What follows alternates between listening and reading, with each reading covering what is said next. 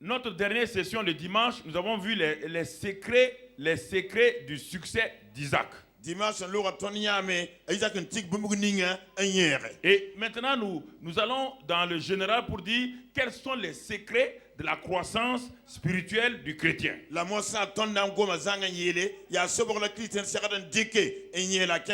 Et dans ce thème-là, nous voulons avancer pas à pas. C'est pourquoi Paul dit ici que ce qu'il constate, à un moment donné, il dit aux Hébreux qui étaient éparpillés dans le monde, il dit, il y a longtemps, vous devez être des maîtres. À travers les enseignements que vous avez reçus, vous devez être des hommes et des femmes. Des hommes et des femmes qui devraient enseigner aux autres. Mais il dit, je suis obligé de vous donner du lait parce que vous ne pouvez même pas avoir la nourriture solide. Et dans un autre passage, dans 1 Corinthiens 3, et le même Paul parle ici, 1 Corinthiens 3 et au verset 1 à 3. Pour moi, frère, ce n'est pas comme à des hommes spirituels que j'ai pu vous parler, mais comme à des hommes charnels, comme à...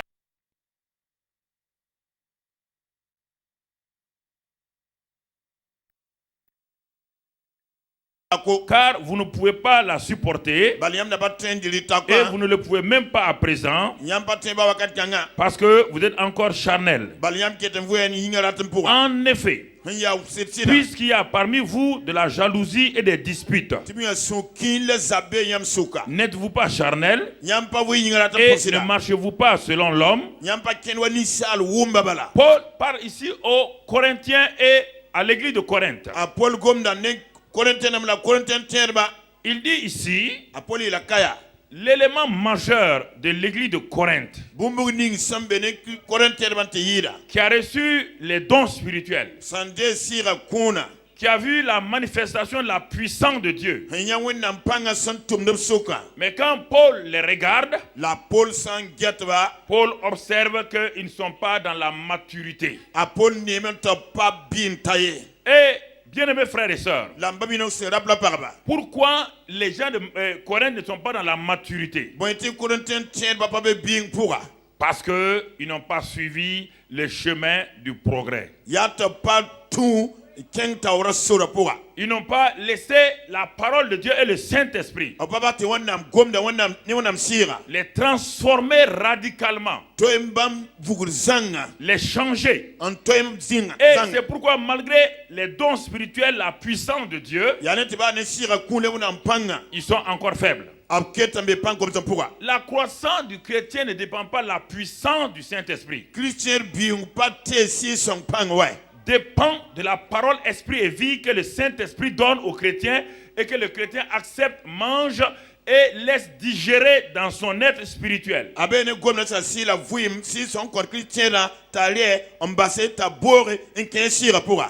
dans nos milieux pentecôtisants que nous sommes, notre faiblesse est dans ce niveau-là. Nous sommes à la poursuite de la puissance au détriment de notre vie personnelle. Et c'est pourquoi, bien-aimés frères et sœurs, Paul dit ici qu'en tout cas, lui, il regarde les Corinthiens comme des enfants charnels. Le dimanche passé, nous avons vu cela avec la vie d'Isaac.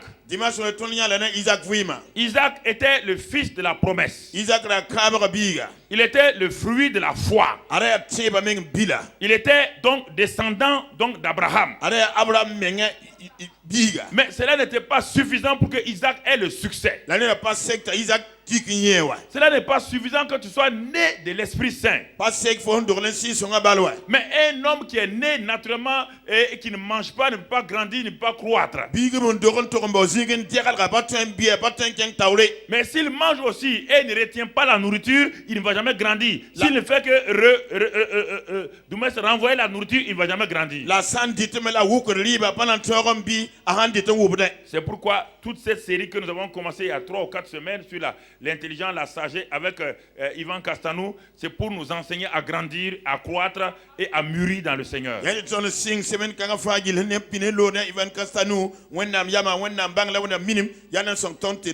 Alors, pour cela, nous allons voir la première loi spirituelle qui me permet de grandir et de rentrer dans la maturité.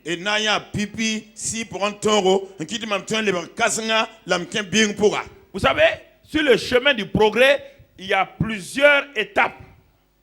C'est comme si je suis en train de quitter Ouagadougou pour aller à Bobo du Lasso. Au fur et à mesure que je vais, les bornes kilométriques me disent à combien de kilomètres je suis maintenant de Bobo.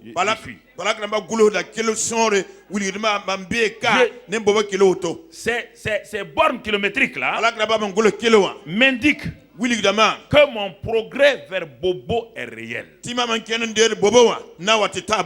je suis en train d'aller à Bobo du Lasso. Les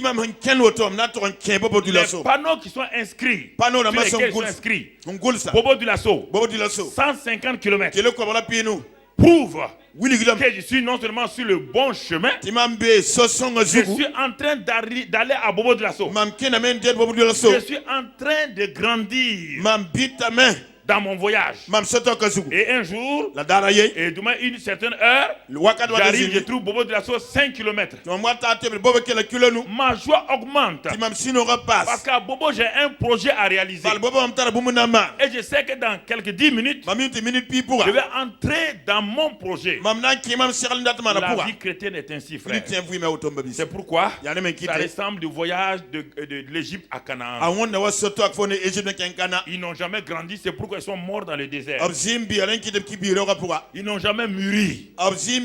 Ils ont vu la puissance de Dieu en Égypte. Ils ont vu la main puissante de Dieu les délivrer de l'oppression de Pharaon. Ils ont mangé la manne. Ils ont bu à l'eau du rocher. Ils sont passés à travers le baptême d'eau en Moïse à la mer Rouge. Ils ont vu donc ils ont mangé les cailles. La gloire de Dieu reposait de façon manifeste sur eux. La colonne de nuée et la colonne de feu. La présence du Saint-Esprit était sur eux.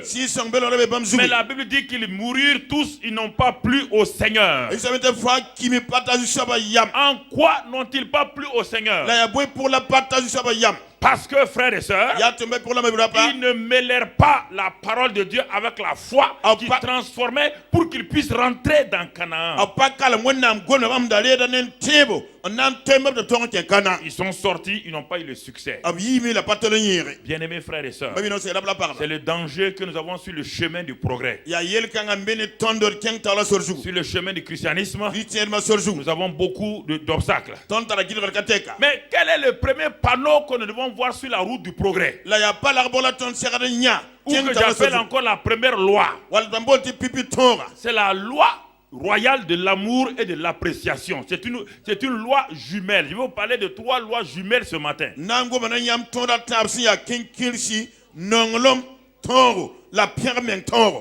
allons voir premièrement la loi jumelle de l'amour et de l'appréciation.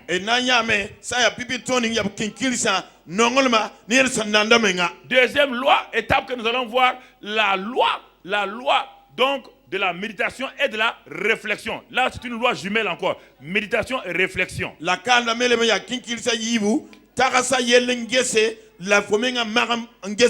la 3e loi qu'on va voir, ça sera la loi du courage et de l'obéissance. Si vous prenez ces 3 là, si ces 3 bornes sont dans votre vie, si ces 3 bornes sont sur votre chemin, vous ne pouvez pas manquer le but. Vous ne pourrez jamais manquer le but. Première loi royale, c'est la loi de l'amour et de l'appréciation. Les deux vont ensemble. Vous ne pouvez pas apprécier quelqu'un que vous n'aimez pas. C'est pourquoi vous passez le temps à diffamer, à détruit la personne. L'amour apprécie toujours. L'amour va au-delà des actes de la personne. L'amour ne regarde pas la taille de la personne. L'amour ne regarde pas les actes de la personne. C'est pourquoi Dieu a tant aimé un monde rebelle, un monde qui était rebelle contre lui, sans regarder nos actes. Sinon personne d'entre nous ne serait sauvé.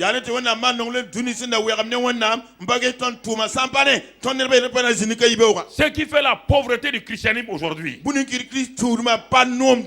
plus grande vie que le monde ait jamais connue. Je ne parle même pas de religion parce qu'il n'y a pas de vie dans la religion. Le mode de vie que Dieu a donné à l'homme pour vivre. C'est ce que nous avons appelé le christianisme. Mais nous avons laissé ce mode de vie. Nous avons emprunté le chemin de la religion. Dans la religion, il n'y a pas de vie.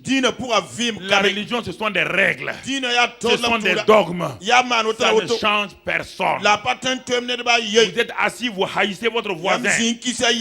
Et vous venez à l'église. Vous dites Amen, Alléluia. Amen, Alléluia. Et rien ne change en vous. La religion n'a aucune capacité de changer un homme.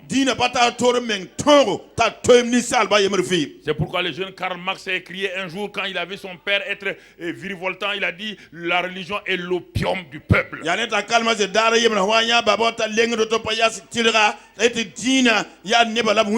vu son père changer. Son père était juif.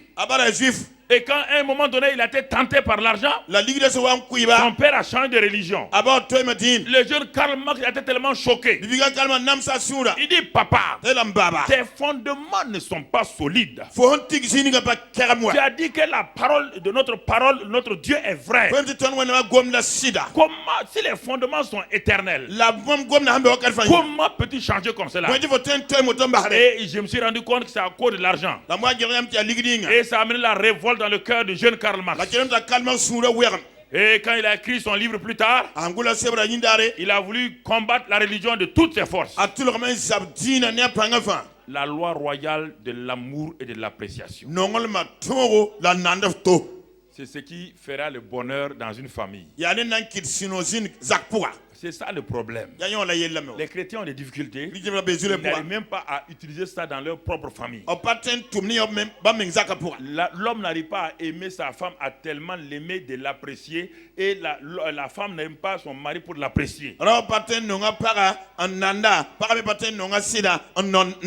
Tout le temps, c'est des reproches. Ah ouais, ta sauce n'est pas bonne. Tu n'as pas marié celle-là pour la sauce. Non. Tu l'as pas marié pour la sauce. Ah oui. Tu l'as pas marié pour les salades. Non, tu l'as marié pour elle-même. Apprécie-la. Regarde-la droit dans les yeux. Même si la sauce est salée, dis-lui, maman, je t'apprécie. Voilà. Ne raconte pas. Ça, c'est important. La loi royale de l'amour et de l'appréciation. Dans Matthieu 22, regardons, si l'église de Christ faisait cela, nous aurons été la religion la meilleure si en termes de religion. Matthieu 22, verset 34. La Bible nous parle, la Bible nous enseigne. La révélation des paroles est claire, elle donne l'intelligence au sein, dit le psalmiste. Dans le verset 34, les pharisiens ayant appris que Jésus avait réduit au silence les Sadducéens se rassemblèrent. Et l'un d'eux, docteur de la loi, lui fit cette question pour l'éprouver. Maître, quel est le plus grand commandement de la loi? Jésus lui répondit, tu aimeras le Seigneur ton Dieu de tout ton cœur, de toute ton âme et de toute ta pensée. C'est le premier et le plus grand commandement. Et voici le second qui lui est semblable. Tu aimeras ton prochain comme toi-même. De ces deux commandements dépendent toute la loi et les prophètes. Arrêtez-vous et réfléchissez. Arrêtez-vous un seul instant. Jésus dit, le deuxième commandement là, Le deuxième commandement. Très souvent, nous n'avons pas de problème avec Dieu. Selon nous. Nous disons que nous aimons Dieu. Mais la plupart du temps, nous avons des problèmes avec notre prochain. Mais réfléchissez maintenant. Le Seigneur dit, tu aimeras ton prochain comme toi-même. C'est ça qu'on appelle la loi royale de l'amour et de l'appréciation. Je vous pose la question. Comment un couple peut-il appliquer ce verset, se séparer et divorcer?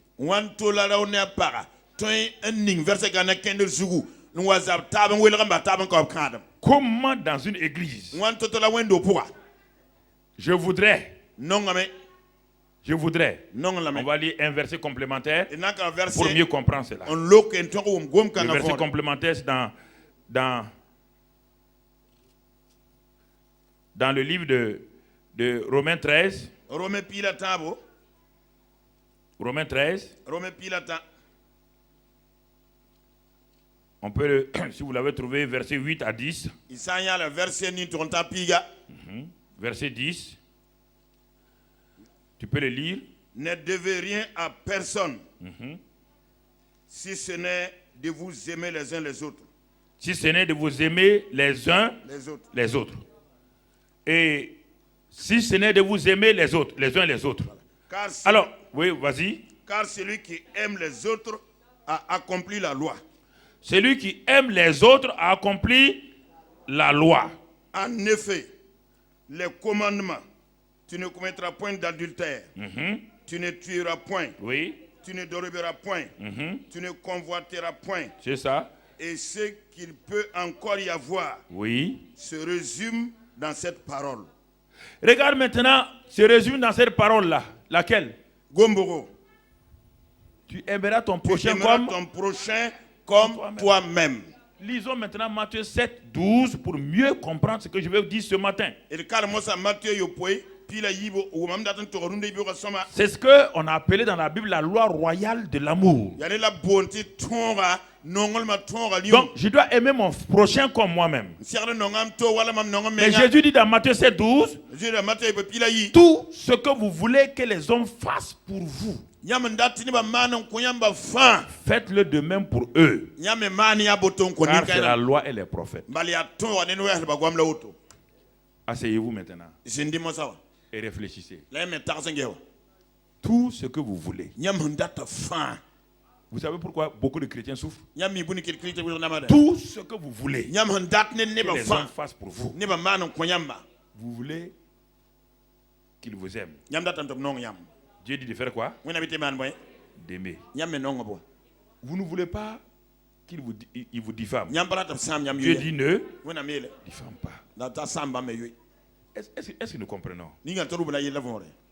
C'est ça la loi, c'est ça les panneaux sur la route du progrès. Écoutez frères, les difficultés des chrétiens dans les églises locales et dans les familles sont étroitement liées à ça là. Tout ce que vous voulez, vous voulez que les gens vous élèvent, mais vous n'élevez pas les autres. Vous descendez les autres en catastrophe, vous les diffamez, vous les ruinez. Dieu dit, tu as enfreint à cette loi de l'amour et de l'appréciation.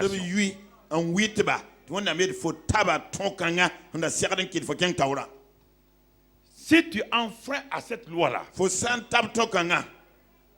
le contre va venir obligatoirement. Si tu vas contre la loi de la gravité,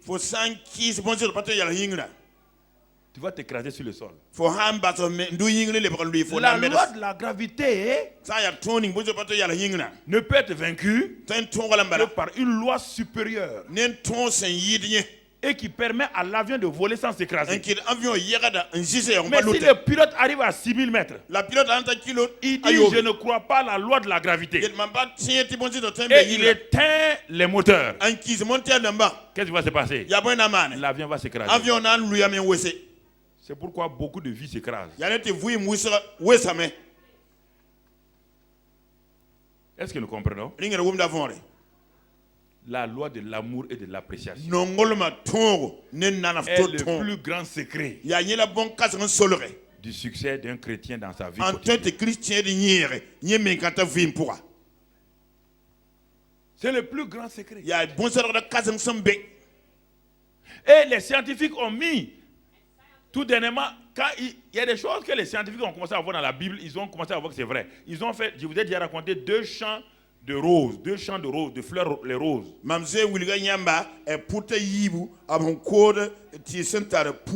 Avec les mêmes conditions climatiques. Et ils ont dit, si la loi de l'amour là est réelle, c'est une loi universelle. Elle doit s'appliquer à toute la création de Dieu. Ils ont mis 2 jardiniers dans l'un des champs de roses et 2 autres dans un autre champ de roses. Pendant un mois, ils ont dit au premier groupe de jardiniers, caressez les roses. Dites aux roses, vous êtes des belles roses, produisant du bon parfum pour les hommes. Et dites-leur ça. Et aux autres là, ils ont dit, vous êtes des roses vilaines. Vous êtes piquantes. Vous blessez les gens. Dans un mois, le premier champ, totalement épanoui. Le deuxième champ, mort. C'est pourquoi beaucoup de femmes, dès 5 ans dans leur mariage, elles meurent parce que le mari ne les apprécie pas. Elles meurent pas physiquement. Elles n'ont même plus envie de toucher l'homme. Ou bien l'homme, c'est la même chose. Si vous n'apprenez pas à apprécier votre mari, vous allez le perdre. Quoi, si quelqu'un l'apprécie au bureau, il ne rentrera plus à la maison. Vous avez beau dire qu'il est chrétien, ça ne sert à rien. Ce n'est pas la peine de faire la loi aux gens. C'est pourquoi beaucoup de maris sont au dehors. Beaucoup de maris préfèrent apprécier les jeux de boules et de cartes plus que de rentrer dans la maison.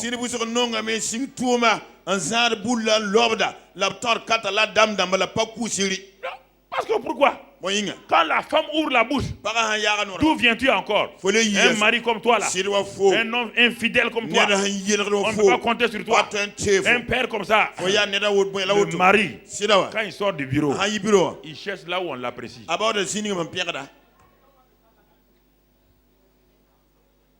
Il cherche là où on l'apprécie. Il n'y a pas cet homme-là qui n'est pas sensible à l'appréciation. Ce grand patron assis dans son bureau, sa femme ne fait que le mépriser. L'erreur de beaucoup de sœurs, c'est qu'elles croient parce qu'elles sont mariées à un chrétien, il n'y a pas de divorce, il n'y a pas de séparation. Mais le danger, et il ne va pas divorcer, il ne va pas se séparer, mais il sera infidèle. Et ton infidélité peut amener la mort dans ton corps. Tu entends? Il va rester fidèle, hein? Il sera tellement fidèle que sa fidélité va t'amener la mort. Par chaque jour, quand tu dis des paroles insensées sur lui, quand il arrive au bureau, il est assis dans son bureau. Une des secrétaires vient. Oh, mais il y a un homme excellent comme toi. C'est un homme de valeur. Il commence à faire quoi? Comme la rose, il fait quoi? Il s'ouvre. Non, mais vous riez? Il va s'ouvrir. Mais, oh là là. Mais il sort le matin. Sa femme ne regarde même pas qui il est. Mais au bureau, cette secrétaire-là comprend la loi de l'appréciation et la loi de l'amour. Vous pouvez condamner cet homme-là. Condamnez-le comme vous voulez. Ça ne sert à rien. La personne qu'on doit jeter en prison, c'est la femme. C'est pourquoi ne vous précipitez pas pour juger les gens sans savoir le fondement.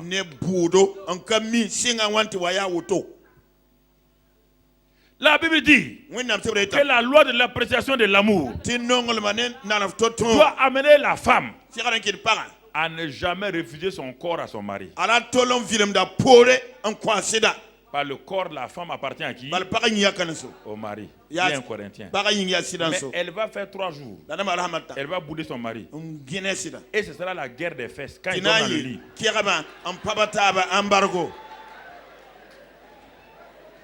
Quand son mari dit chérie, elle prend le bras, la jette. Et l'homme se morfond maintenant. Chérie, de qui a chéri ça? Hey, bon chéri,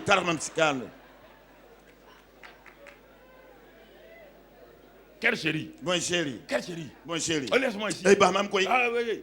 Tu m'as fait ça hier. Avant tu m'as fait ça. En 2003 tu m'as fait ça. En 2004. 2004 à 15h15. 15h15. Tel endroit.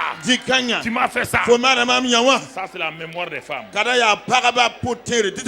Mettez vos mains sur vos têtes et priez pour vous-même. La loi de l'amour et de l'appréciation. La loi de l'amour et de l'appréciation. C'est très important. Très important. Et c'est ça qui détruit les foyers. Jésus dit, tout ce que vous voulez. Tout ce que vous voulez. C'est un défi. Asseyez-vous, c'est un défi. Jésus te dit, femme, écoute-moi. Tout ce que tu veux que les hommes fassent pour toi, fais-le toi-même. Et tu verras si Jésus ment ou pas. Et tu verras si Jésus ment. Arrêtez de détruire vos maris ou vos femmes. Oui, bien-aimés frères et sœurs. Ça c'est important. Et les femmes chrétiennes ou les hommes chrétiens ne comprennent pas ces choses. Aimer son prochain comme soi-même. En faisant quoi? En lui faisant ce que tu veux qu'il te fasse. Vous entendez? Réfléchissez. Votre manque de progrès, c'est ça. La même chose dans l'église locale. Vous voyez quelqu'un, au lieu de l'apprécier, vous commencez à le détruire. Comment voulez-vous détruire quelqu'un et vous voulez ne pas être détruit? Ça, même si on réfléchit un peu seulement.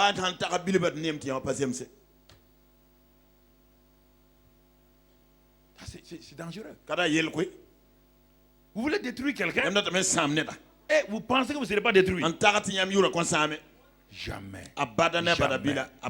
Si là où vous asseyez pour critiquer quelqu'un, en ce temps, Dieu permet que 100 personnes se préparent pour vous critiquer. Ils vont vous critiquer. Que vous le voulez ou pas, c'est une semence que vous avez sémée.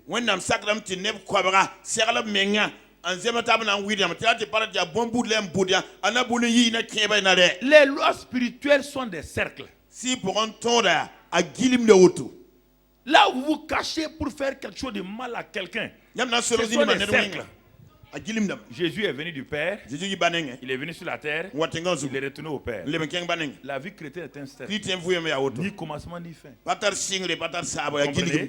Le sang, l'agneau a été immolé dans le ciel avant la fondation du monde.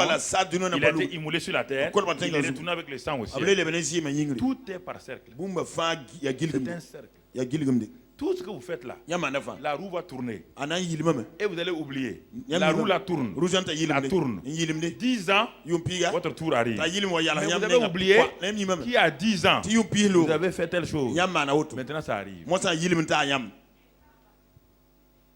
La loi de l'amour et de l'appréciation. C'est pourquoi Dieu nous a donné la repentance, la confession rapidement et la réconciliation et la restitution.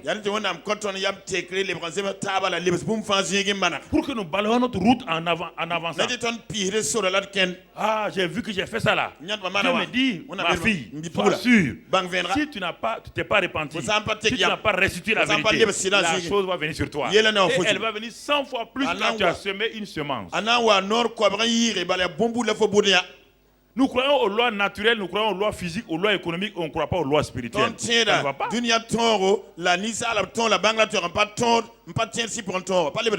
Nous croyons à la loi comptable de débité et crédité. Mais la loi spirituelle a son répondant dans le naturel. C'est pourquoi, frères et sœurs, beaucoup d'entre nous, on n'arrive pas à progresser. Nous ne savons pas aimer et apprécier. Nous ne savons pas apprécier. Nous n'apprécions pas. Nous sommes tout le temps à la recherche des défauts des gens. Nous voulons mettre leurs défauts, donc nous voulons exposer leurs défauts.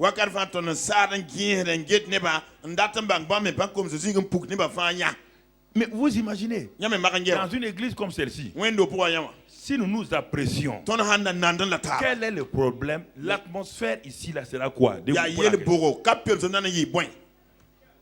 Réfléchissez un peu. Si chacun décidait d'apprécier son prochain,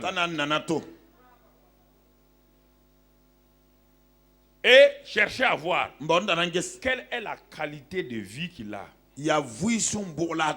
à élever sa qualité, l'élément des choses. Mais en faisant ça, j'élève la même qualité en moi. Je ne peux pas élever la qualité de cette sœur-là sans que Dieu n'élève mes qualités dans le même domaine. Mais si je la détruis, je sème la destruction dans ma vie. Je voudrais vous dire des choses. C'est si simple, mais vous ne voulez pas croire. La prière ne résout pas un problème. Allez voir un prophète. Ça ne résout pas ce problème. Un prophète ne peut pas vous faire, vous n'avez pas semé du mil et vous voulez récolter 1000. Le prophète va venir prier votre champ, le mil va sortir. Ce mil là, si tu le manges, c'est le mil du diable. Ça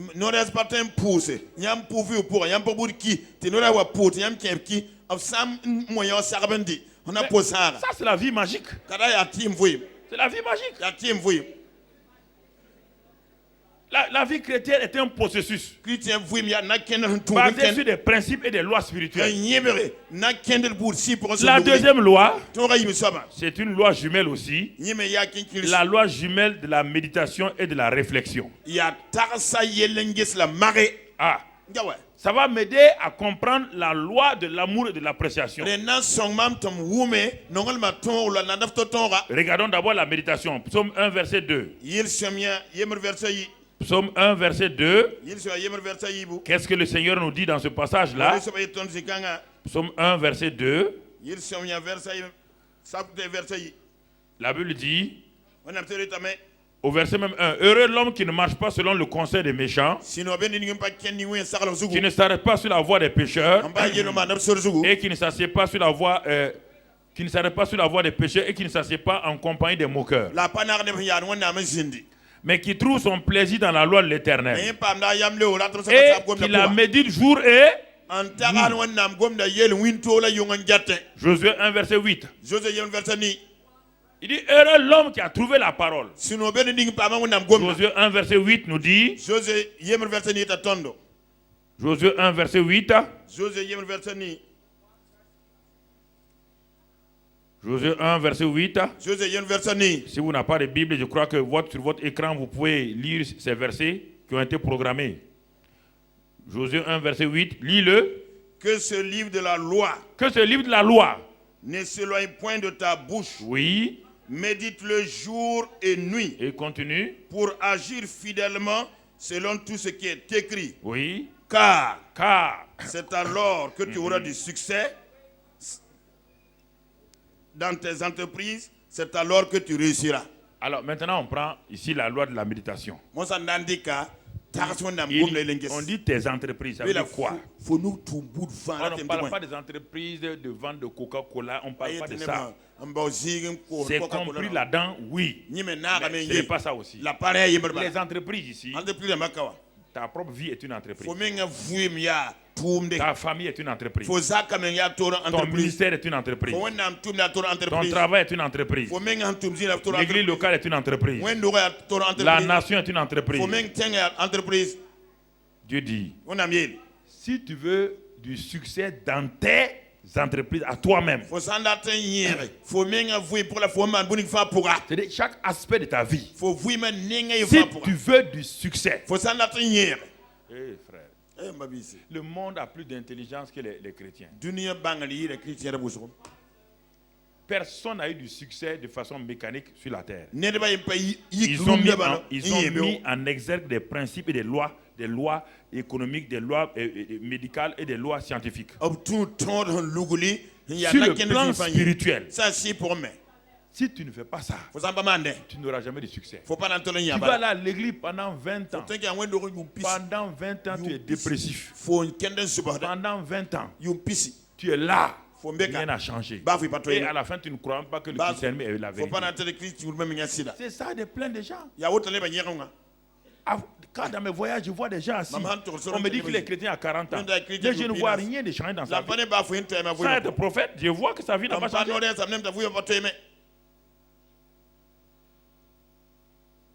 Vous ne pouvez pas avoir des omelettes sans casser des œufs.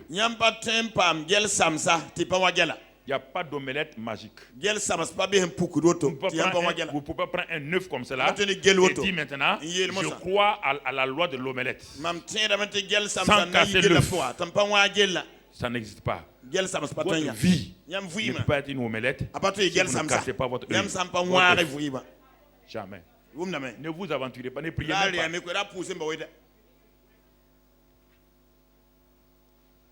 C'est très important. La loi de la méditation, tu réussiras dans tes entreprises. Quand la parole là, tu la médites jour et nuit. La méditation, c'est l'art d'écouter Dieu. Et en faisant quoi? L'art d'écouter Dieu en prêtant toutes ses pensées et son imagination à la parole de Dieu. Et elle est accompagnée toujours de la loi de la réflexion.